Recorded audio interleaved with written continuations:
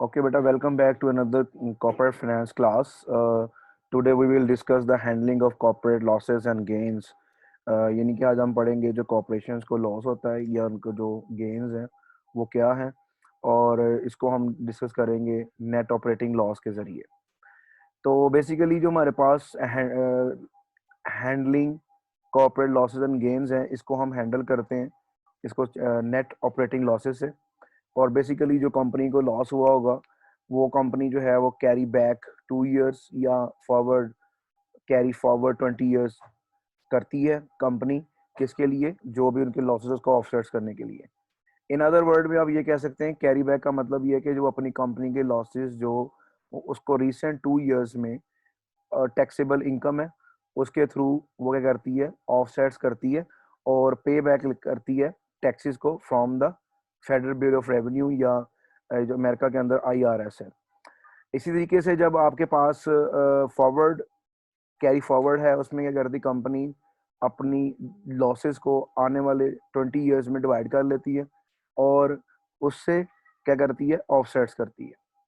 तो बेसिकली जो भी कंपनी होगी वो नेट ऑपरेटिंग लॉस से कैरी करेगी और उस 2 साल के लॉसेस के थ्रू या 20 इयर्स के जो लॉसेस के थ्रू उसको गेन करेगी। तो ये बेसिकली क्या कर रही होती है, बेसिकली ये कंपनी जितनी भी कंपनीज हैं ये बेसिकली पे बैक कर रहे होते हैं। और लॉसेस जितने होते हैं वो नॉर्मली हम पहले 2 साल में, यानी कि अगर आपने कंपनी कॉर्पोरेशन 3 साल 4 साल से वर्क कर रही है, तो 4 साल से वर्क कर रही है तो सेकेंड एंड थर्ड ईयर हम कैरी बैक 2 इयर्स लेंगे। और बेसिकली वो क्या होगा, वो लॉसेस को ऑफसेट करने के लिए।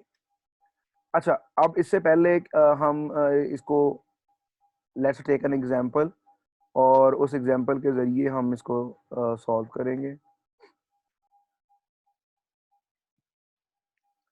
ओके, तो हम बात कर रहे थे कि कंपनी को अगर लॉस होता है और वो कंपनी जो है या उसको गेन होता है, वो उसको कैसे टैकल करती है। Suppose in front of you you can see a fast food business. एक फास्ट फूड बिजनेस है और वो बिजनेस फास्ट फूड बिजनेस क्या है, इन ईयर 1 ईयर 2 ईयर 3 ईयर 4 या ये 4 साल उसको काम करते हो गए हैं बिजनेस को। उसकी जो टैक्सेबल इनकम है फर्स्ट ईयर में उसकी 50,000 है, सेकेंड ईयर में 62,000 है, थर्ड ईयर में उसको 80,000 है।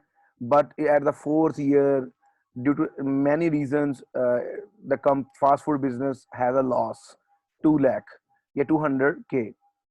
अब ये तो हमारे पास है कि कंपनी है वो 4 साल से काम कर रही है। एट फर्स्ट ईयर में उसके पास ये 50,000 उसकी टैक्सेबल इनकम है, सेकेंड ईयर में ये वाली इनकम है, थर्ड ईयर में 80,000 है और लास्ट फोर्थ ईयर में उसको 200K लॉस हो गया। अब जो टैक्स रेट है फास्ट फूड बिजनेस के लिए वो कितना है, वो आपका 40% है। वो 40% है और वो 40% जो टैक्स रेट है फास्ट फूड बिजनेस के ऊपर। अब अगर हमने टैक्स कैलकुलेट करना फर्स्ट ईयर का, तो ये देखें हम कैसे कैलकुलेट करते हैं। इसको हम कैलकुलेट करते हैं, सबसे पहले हम करते हैं कि taxable income multiply by tax rate. तो टैक्सेबल इनकम, ये टैक्सेबल इनकम है, मल्टीप्लाई बाय टैक्स रेट के साथ मल्टीप्लाई करेंगे तो हमारे पास क्या आएगा, हमारे पास आएगा टैक्स आ जाएगा। कैसे करते हैं, तो we can repeat again, equals, equal का इक्वल्स, उसके बाद taxable income, then multiply sign, then 0.140। 0.40 का मतलब है 40%। और जब इसको आप एंटर करेंगे, that's calculated your tax for year 1। Similarly tax for second year, tax for third year. अब यहाँ पे जो फोर्थ ईयर में आपको लॉस है, then you don't have any kind of tax, आपने टैक्स पे नहीं करना। अब कंपनी क्या करेगी, कंपनी क्या करेगी, नेट ऑपरेटिंग जो लॉस है उसके थ्रू, NOL इसको बोलते हैं एब्रीवेशन में, उसके थ्रू क्या करेगी, अपने जो लॉस को ऑफसेट करेगी। अब वो कंपनी क्या करेगी, पहले कैरी बैक 2 इयर्स करेगी। अब ये जो कैरी बैक 2 इयर्स मतलब फोर्थ ईयर में इसको लॉस हुआ है, third year and second year में वो इसको कैरी बैक करेगी। जो मैंने येलो हाईलाइटेड किया ये आ कैरी बैक करेगी। तो इसका मतलब है उसकी जो टैक्सेबल इनकम थी इन दोनों सालों में कितनी थी, वो कितनी थी, दोनों को हम ऐड करेंगे। दोनों को ऐड करने के बाद हमारे पास उसकी इनकम आ जाएगी। यानी कि अगर आप इसको यहाँ लिखें इक्वल्स, उसके बाद यहाँ पे आपके पास क्या है, सेकेंड ईयर की इनकम उसके बाद प्लस का साइन, देन थर्ड ईयर की taxable income and then enter. Then you have a 140 142 के जो आपका वो क्या है, वो आपका टैक्सेबल इनकम है 2 साल की, जो के कैरी बैक 2 ईयर्स है। उसके बाद कैरी बैक 2 ईयर्स का जो टैक्स है वो कितना है, उसमें से आप क्या करेंगे, इन दोनों टैक्सेस को जमा करेंगे, दोनों को जमा करेंगे तो आप करेंगे equals tax for second year plus tax for third year, enter. तो ये आपके पास क्या आ जाएगा, टैक्स आ जाएगा कैरी बैक 2 ईयर्स का।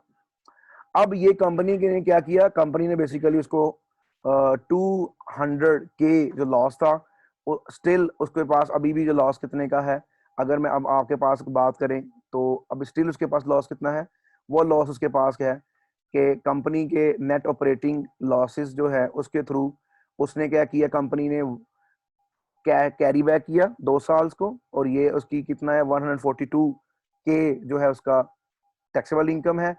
लेकिन स्टिल उसके पास जो कैरी बैक लॉस 2 साल करने के बावजूद उसके बाद अभी भी जो रिमेनिंग अमाउंट है लॉस की वो कितनी है 58,000। कैसे आई, टोटल लॉस में कितना है 200 के, इसमें से माइनस किया 142, द रिमेनिंग इज आपके पास आ गया माइनस, जो माइनस का मतलब ये लॉस है, तो ये आपके पास आ गया, क्या आ गया 58 के लॉस, स्टिल जो आपके पास अभी भी अवेलेबल है, जो कि आपने क्या करना है, कैरी फॉरवर्ड करना है।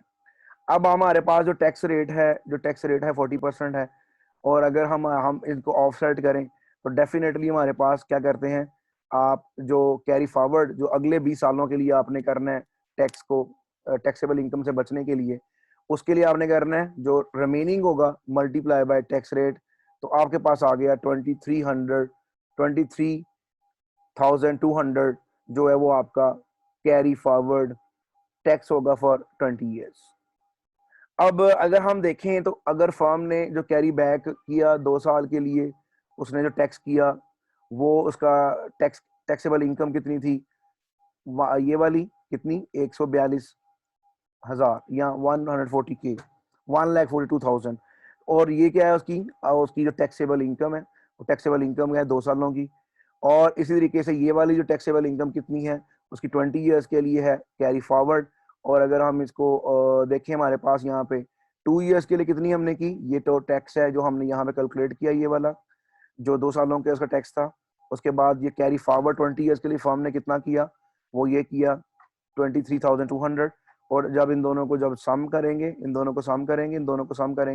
तो आपके पास कितना आएगा 80 के, जो आपका टोटल ऑफसेट है, जो उसने टोटल ऑफसेट किया है लॉस का, और ये बराबर होगा उसके टैक्स के। जैसा कि अगर आप देखें टोटल लॉस हमारा कितना था 200 के, टैक्स रेट हमारा कितना था 40%, और इस तरीके से जो टैक्स है वो हमने जो कैलकुलेट किया लॉस के थ्रू, वो अगर हमें इतना प्रॉफिट होता तो हम टैक्स पे करते कितना 80,000। तो ये फर्म ने कैरी बैक 2 ईयर्स के जरिए 142 के जो है वो ऑफसेट किया है, उसका अपना लॉस को काम किया है, और पे बैक किया है, टैक्स को वापस लिया है। एंड और जो आपके पास 20 है 200 जो है 20 ईयर्स के लिए ये वाला उसने कैरी फॉरवर्ड किया है फॉर 20 ईयर्स। अब इसमें सवाल पैदा होता है कि फर्म सारे का सारा जो लॉस है इन फ्यूचर में भी कर सकती है, यस कर सकती है। उसके लिए जो हम बोलते हैं वो डेफर्ड वैल्यूएशन जो एसेट है उसको हम बोलते हैं। So that's another case right now. यहाँ हमने सिर्फ कोशिश की सीखने की कि कैरी बैक और कैरी फॉरवर्ड 20 ईयर्स जो रूल है उसके कैपिटल लॉस या कैपिटल गेन जो है वो फर्म कॉर्पोरेशन कैसे हैंडल करती है। और नेक्स्ट हम इसमें let's take another example. इस तरीके से हमने देखा कि एग्जांपल के थ्रू कि हम कैसे फर्म है वो कैरी बैक करती है लास्ट 2 ईयर्स और कैसे कैरी फॉरवर्ड करती है। Let's take another example. जो गिवन एग्जांपल है, लीजा मिलर एग्जामिनिंग है कि इम्पैक्ट कर रही है कि नेट ऑपरेटिंग लॉस वो जो है बास्केट वंडर कंपनी के 2013 के अंदर क्या था। तो उसके लिए आपके पास अगर आप ग्राफ में लाइन में देखें 2000 के अंदर 150 के डॉलर्स उनकी अर्निंग थी, सेकेंड ईयर में भी सेम थी, एंड थर्ड ईयर में उनकी 100 के जो डॉलर्स है वो क्या अर्निंग थी, और जो टैक्सेबल इनकम थी। एंड देन 2013 के अंदर उनको 50 जो 500K का लॉस हुआ। अब वो कैसे इसको ऑफसेट करेंगे? डेफिनेटली हम वो लास्ट 2 ईयर पे बैक करेंगे। तो 2 ईयर पे बैक में हमारे पास क्या है, फर्स्ट जो 2003 से लास्ट 2 ईयर्स 2 और 1 है, और इनको हम क्या करेंगे, जब ऑफसेट करेंगे तो दोनों को मिलाएंगे तो हमारे पास क्या बनेगा, 250। 250 जो है उसको हम टोटल जो लॉस में से माइनस करेंगे, तो देन स्टिल कंपनी ने 250 जो है टैक्सेबल इनकम है उसको ऑफसेट किया। उसका जितना भी रेट होगा उस रेट के हिसाब से वो टैक्स रेट जो है वो वापस लेंगे। Then they still have 250K loss, जो कि वो फ्यूचर करेंगे या कैरी फॉरवर्ड करेंगे for 20 years, next 20 years, offset this loss. उसके बाद जेनेरिकली ये तो मैंने बताया कि दो चीजें करते हैं, एक कैपिटल गेन होता है, कैपिटल लॉस होता है। Capital gain it mean that आपका जो एसेट है उसको आपने हायर प्राइस पे बेचा है।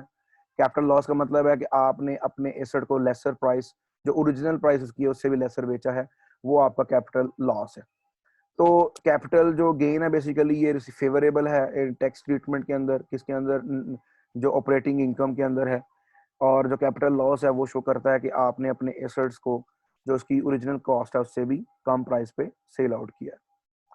उसके बाद हमारे पास जो कैपिटल गेन है उसमें क्या है कि ऑर्डिनरी टैक्स इनकम है, जैसे नॉर्मल टैक्स रेट होता है उस कॉर्पोरेशन के ऊपर उसी टैक्स रेट से जो आप कैपिटल गेन किया आपने उस पर टैक्स होगा। और कैपिटल लॉस जो है वो बेसिकली क्या है कि आपकी डिटेक्टेबल या उसे हम कहते हैं कि डिफ्यूजेबल है, या जो उसके ऊपर there is no tax on capital losses, सिर्फ कैपिटल गेन पे जो है वो टैक्स है ऑर्डिनरी।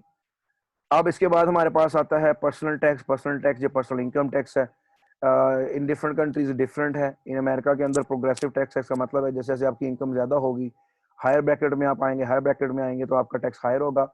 जैसा कि वहाँ पे 4 टैक्स ब्रैकेट्स हैं, 15%, 28%, 30%, 31%, 36%।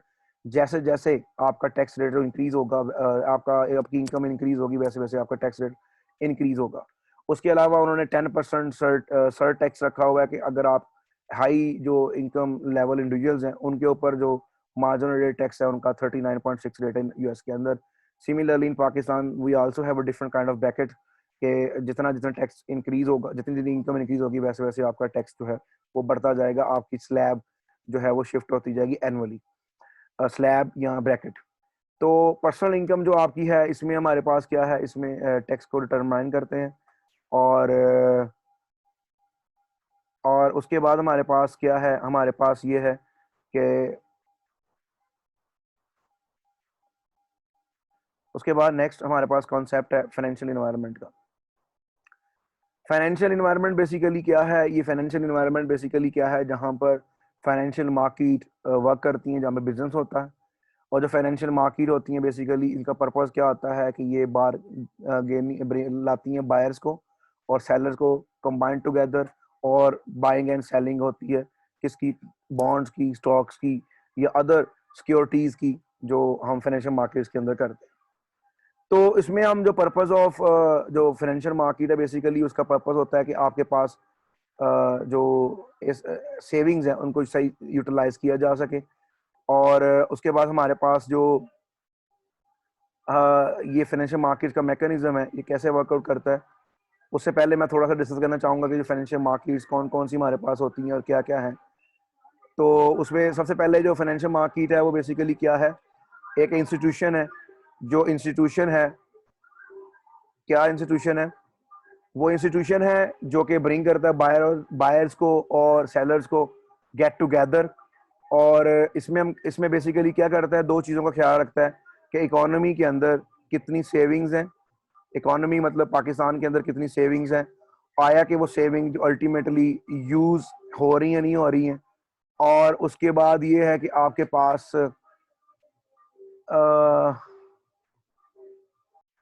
ओके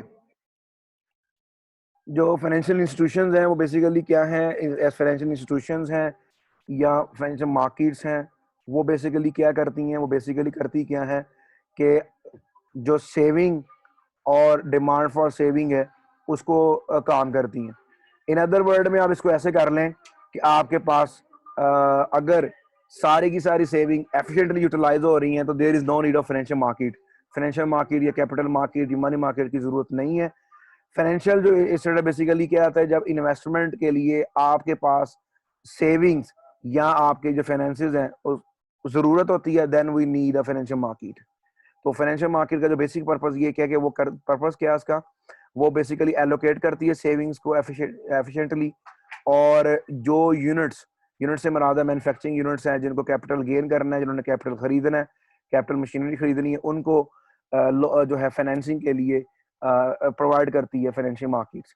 और अगर एफिशिएंटली यूटिलाइज करें सेविंग्स को तो there is no need of capital financial markets. अब इसमें सबसे पहले आती है मनी मार्केट है। मनी मार्केट बेसिकली क्या है, मनी मार्केट क्या है, जहां पर हम एसेट्स को जो शॉर्ट टर्म एसेट्स हैं लेस देन 1 ईयर होता है, ये मनी मार्केट है। इसके अंदर आप क्या करते हैं, गवर्नमेंट कॉर्पोरेट डेट जो शामिल, सिक्योरिटी शामिल होती हैं, और जो कि हम नॉर्मली 1 साल से कम लेते हैं, यानी कि जो मनी मार्केट है शॉर्ट टर्म है, और इसके अंदर हम बाइंग एंड सेलिंग करते हैं। शॉर्ट टर्म जो सिक्योरिटीज होती हैं, और ये गवर्नमेंट और कॉर्पोरेट सेक्टर के जो लिहाज से होती है। उसके अलावा हमारे पास कैपिटल मार्केट होती है। कैपिटल मार्केट क्या होती है, ये सेकेंडरी मार्केट होती है, या इसको हम कहते हैं long term market. Long term market के अंदर से मुराद है जिसकी ग्रेटर देन 1 ईयर है। इसके अंदर हमारे पास बॉन्ड्स हैं, इसके हमारे पास स्टॉक्स हैं। ये हमारे पास क्या है, जो है वो कैपिटल मार्केट है। मनी मार्केट मतलब शॉर्ट टर्म जो मार्केट है, कैपिटल मार्केट का मतलब है लॉन्ग टर्म मार्केट है। और उसके अलावा हमारे पास होती है प्राइमरी मार्केट और एक सेकेंडरी मार्केट। प्राइमरी जो प्राइमरी मार्केट है कैपिटल मार्केट के अंदर, प्राइमरी मार्केट के अंदर आप जो भी सिक्योरिटीज हैं उसको आप खरीदते हैं और बेचते हैं वेरी फर्स्ट टाइम, यानी कि जो फर्स्ट टाइम जो आपकी सिक्योरिटीज हैं, आपकी जो इश्यूज हैं, सिक्योरिटीज हैं, स्टॉक्स हैं, फर्स्ट टाइम आप खरीदते हैं बेचते हैं, जैसे प्राइमरी मार्केट। और जो सेकेंडरी मार्केट है उसमें आप क्या करते हैं, जो इश्यूज हैं, एग्जिस्टिंग सिक्योरिटीज हैं, आप उसमें नई की बजाय एग्जिस्टिंग सिक्योरिटीज को बेचते हैं। जैसे कि स्टॉक मार्केट के अंदर जो आप बेचते हैं डिफरेंट जो लिस्टेड कंपनी है उनके जो शेयर्स जो स्टॉक्स हैं उनको आप खरीदते या बेचते हैं। तो ये तो बेसिकली ये था कि आपको मैंने बताया कि जो पर्पस ऑफ फाइनेंशियल मार्केट क्या है। उसके बाद हमने बात की जो फाइनेंशियल मार्केट के अंदर एक मनी मार्केट है, एक हमारी कैपिटल मार्केट है। Money market deal with the short term securities, capital market deal with the long term securities, और प्राइमरी मार्केट जो deal with the first time जो आपकी सिक्योरिटीज इशू करते हैं, और जो सेकेंडरी मार्केट है वो आपकी इशू, जो आपकी सेकेंडरी मार्केट है वो स्टॉक या सिक्योरिटीज जो एग्जिस्टिंग है उनका ट्रेड ऑफ करती है, बिजनेस करती है। तो यहाँ अब हमारे पास नेक्स्ट इस पिक्चर के अंदर आपको जो इकोनॉमी के अंदर फ्लो फंड होता है वो कैसे होता है, तो उसमें जो मेन इसके कंपोनेंट्स हैं उसमें इन्वेस्टमेंट सेक्टर है, फाइनेंशियल ब्रोकर्स हैं, सेकेंडरी मार्केट है, सेविंग सेक्टर्स है, और फाइनेंशियल इंटरमीडिएटरीज है। जो सिंगल एरो रिप्रेजेंट कर रहा है जो वो फ्लो ऑफ फंड शो कर रहा है। जैसा कि अगर सेविंग की बात करें, सेविंग सेक्टर है, ये फंड जो है बेसिकली इन्वेस्ट करते हैं इन्वेस्टमेंट सेक्टर के अंदर। और इन्वेस्ट सेविंग सेक्टर आल्सो, जो ये डॉटर लाइन है ये शो करती है कि कुछ सिक्योरिटीज, कुछ जो इन्वेस्टमेंट्स हैं उन्होंने फाइनेंशियल इंटरमीडिएटरीज में की हैं, और ये क्या होती हैं वन बाय वन डिस्कस करते हैं। तो सबसे पहले डिस्कस करते हैं फाइनेंशियल जो इन्वेस्टमेंट सेक्टर। यहाँ क्या है, इन्वेस्टमेंट सेक्टर के अंदर जितने भी बिजनेसेस हैं, गवर्नमेंट है या हाउस होल्ड है, ये इन्वेस्टमेंट सेक्टर के अंदर आते हैं, जो कि जो अल्टीमेट सेविंग्स करते हैं, सेविंग को इन्वेस्ट करते हैं किस रिटर्न के लिए। और इन जो इन्वेस्टमेंट सेक्टर के अंदर बिजनेसेस में, गवर्नमेंट में या हाउस होल्ड्स को जिनको लोन्स की जरूरत है to cope up their capital gain, उसके लिए वो करते हैं। नेक्स्ट हमारे पास है saving sector. Again saving sector के अंदर आपके हाउस होल्ड है, बिजनेस है, गवर्नमेंट है, हाउस होल्ड भी सेव कर इन्वेस्ट करते हैं, बिजनेस भी इन्वेस्ट करते हैं, गवर्नमेंट भी इन्वेस्ट करती है। And then we have a financial broker. Financial broker में हमारे पास क्या है, इन्वेस्टमेंट बैंकर्स और मोटरेज जो बैंकर्स हैं। इन्वेस्टमेंट बैंकर क्या करते हैं, जो different kind of investment portfolio stocks को खरीदते हैं और आपकी जो इन्वेस्टमेंट से और आपको फिर रिटर्न देते हैं, and then they can profit from their investment as well. और जो मॉर्टगेज लोन है, ये बैंकर्स हैं, ये basically engage a property, engage a house जो है वो लोन्स देते हैं। फाइनेंशियल इंटरमीडिएट के अंदर नॉर्मल जितने भी आपके कमर्शियल बैंक्स हैं, सेविंग्स बैंक्स हैं, कॉर्पोरेशंस हैं, पेंशन फंड्स हैं, कंपनीज हैं। कमर्शियल बैंक करते हैं बेसिकली नॉर्मली ये आप जो कैश डिपॉजिट एंड विड्रॉ करते हैं, सेविंग इंस्टीट्यूशन कौन से होते हैं? जो इंस्टीट्यूशन है जो कि आप सेविंग्स डिपॉजिट करवाते हैं, then they can give you long return based on your time deposit.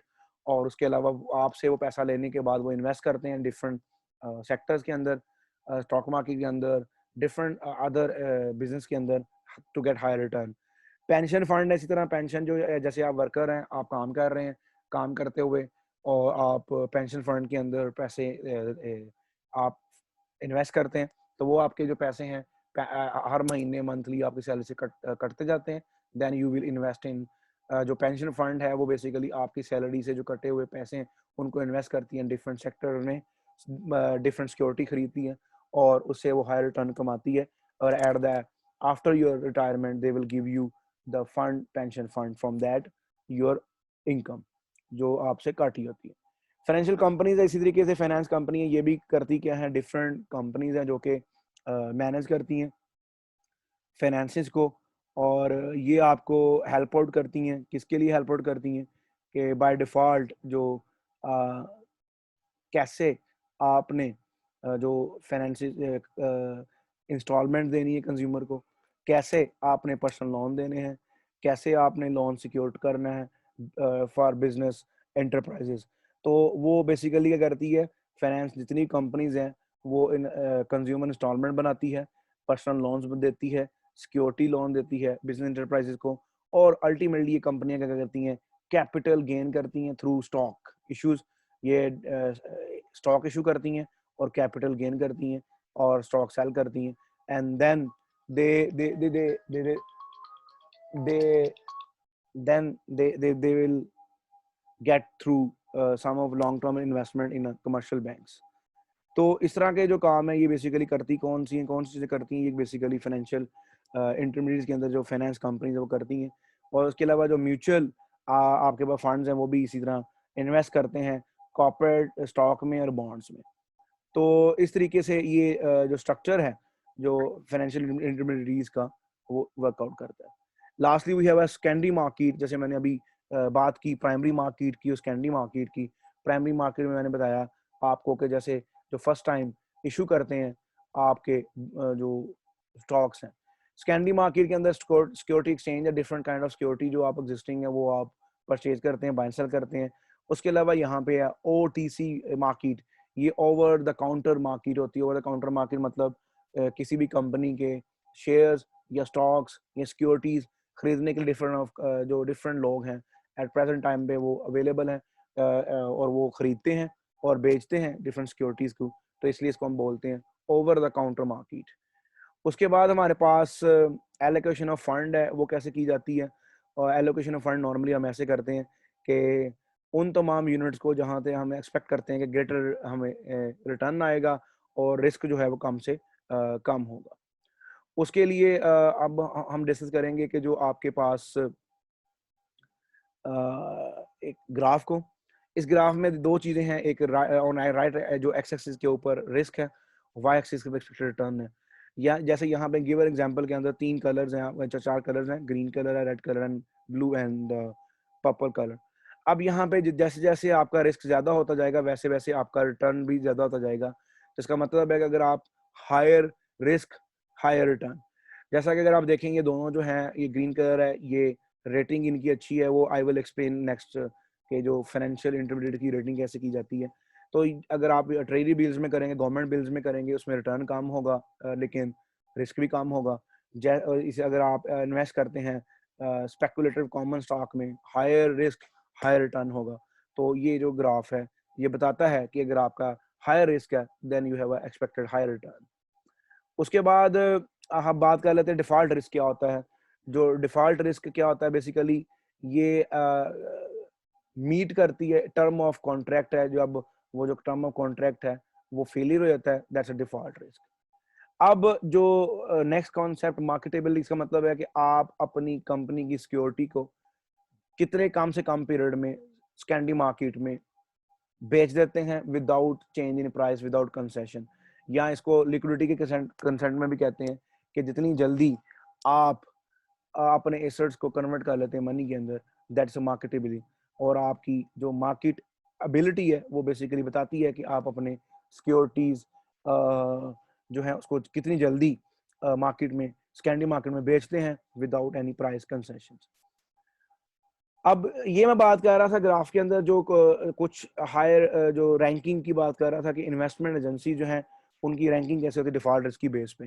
तो we have two very famous agencies, the Moody's international services and Standard and poors.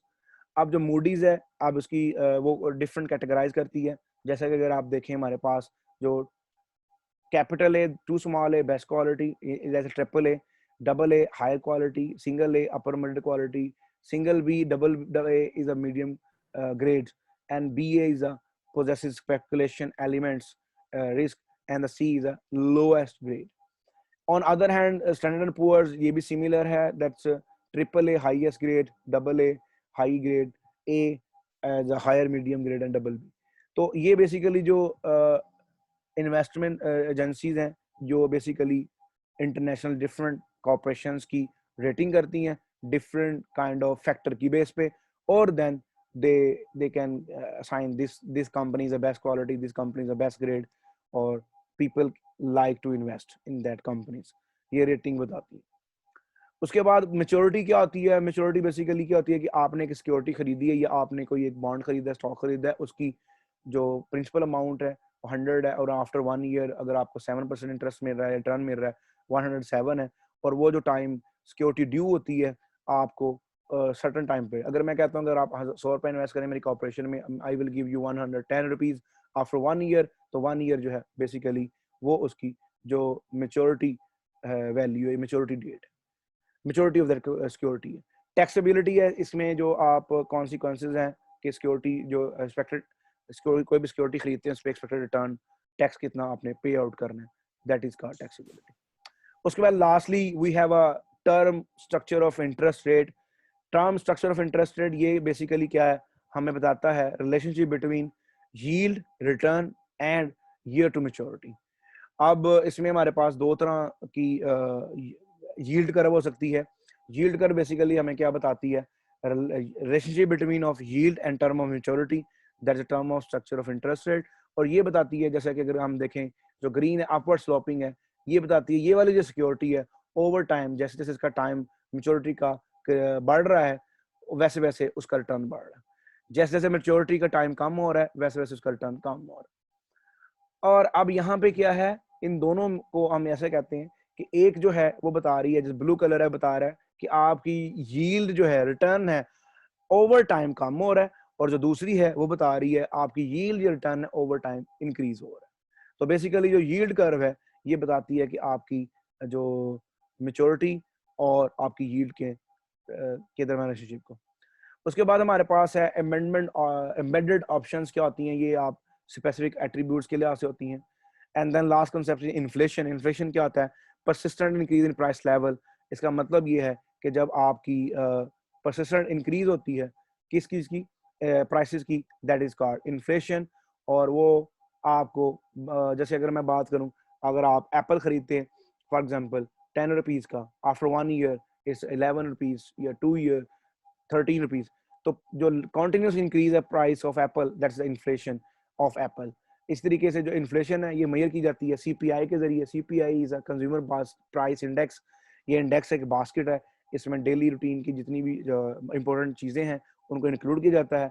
Overall तमाम चीजों की जो प्राइसेस को देखा जाता है, अगर ओवरऑल तमाम चीजों की प्राइसेस बढ़ रही हैं तो हम कहते हैं इन्फ्लेशन है, अगर ओवरऑल तमाम चीजों की प्राइस कम हो रही है इसको हम कहते हैं डिफ्लेशन है। और ये बेसिकली नॉर्मली हम एक्सपेक्ट करते हैं कि इन्फ्लेशन जो है अगर ज्यादा है तो वी एक्सपेक्ट हाई रिटर्न, कि अगर मैंने सिक्योरिटीज खरीदी हैं, अगर मैंने इन्वेस्टमेंट की है, तो अगर इन्फ्लेशन बढ़ रहा है कंट्री के अंदर तो I am expecting high return from the my securities. That is a end of today lecture regarding what we have discussed in the end of chapter 2.